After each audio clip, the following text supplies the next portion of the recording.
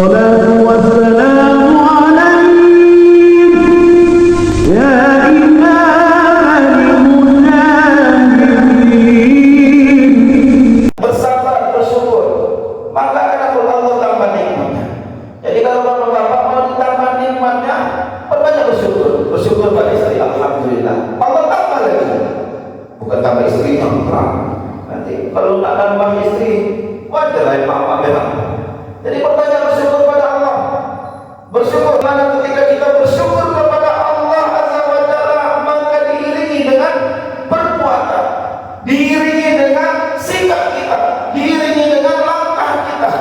Bagaimana ibadah kita dijaga, bagaimana sholat lima waktu kita dijaga, bagaimana lisan kita dijaga, bagaimana hubungan kita sesama manusia itu harus dijaga. Karena Allah itu tidak hanya hubungan kita kepada Allah, tetapi hubungan kita sesama manusia. Tidak sempurna iman seseorang kata Allah. Tidak sempurna iman seseorang sebelum dia mencintai saudaranya sendiri, seperti mana dia mencintai dirinya sendiri. Kaum muslimin rahimakumullah, salawat dan salam marilah kita sampaikan kepada Nabi Allah Muhammad sallallahu alaihi wasallam. Sosok suri tauladan kita, sehingga Islam bisa berkembang, Islam bisa menjadikan rahmatan lil alamin. Kalau kita ingin mencontoh, maka contohlah akhlak tangga maupun di dalam lingkungan kita sehari-hari. Kita sudah ada suri tauladan kita. Bagaimana akhlak Rasulullah. Jangan sampai hari ini kita rajin ke masjid, kita rajin sholat, kita rajin beribadah. Tadi sedikit saya berbincang-bincang dengan pengurus masjid. Pak, kas masjid di sini berapa? Mengapa itu yang saya tanyakan? Karena pertama, masjid adalah sentral dakwah. Masjid tidak hanya sekedar tempat sholat. Masjid tidak hanya datang udah pulang. Tidak hanya berbicara tentang sholat saja, tapi pengaruh masjid sangat besar untuk peradaban Islam, terutama di Selatan.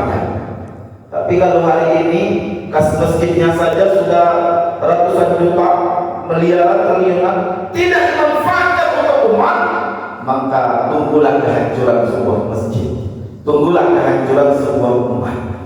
Karena kita teringat ketika baginda Rasulullah SAW ketika mau memperbaiki akhlak umat, ketika mau memperbaiki, membangkitkan peradaban Islam, bermula dari masjid. Bermula dari masjid. Ini masjid ini betul nggak minus?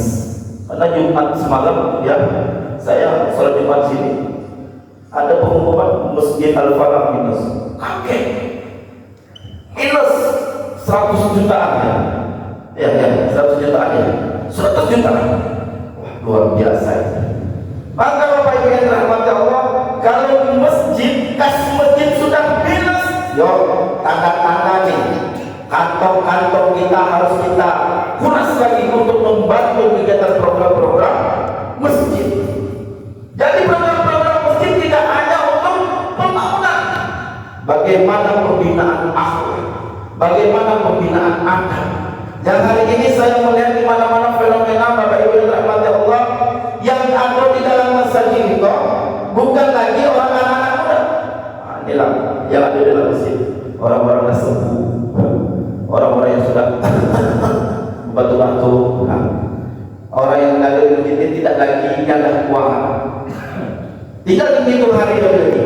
Ya. Untung-untung masih bisa lamu.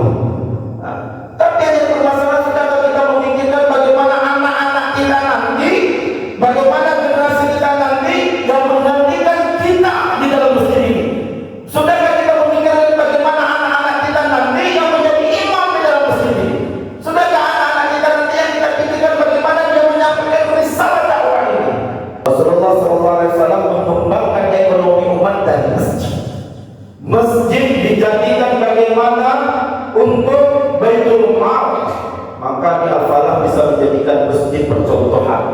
Habis ini Pak, bulan habis lebaran ini Mari kita bersama-sama pikirkan bagaimana kita harus punya Baitul Mal, kerjasama dengan BSN. Kita pikirkan, kita hari ini Bapak Ibu yang dirahmati Allah, mengapa banyak kriminalitas di luar sana. Karena banyak saudara-saudara kita yang muslim perutnya lagi kosong, maka Baitul Mal hadir untuk membantu umat. Bagaimana hari ini umat mau ke masjid kalau otak dan pikirannya, kalau hatinya masih memikir Ustaz?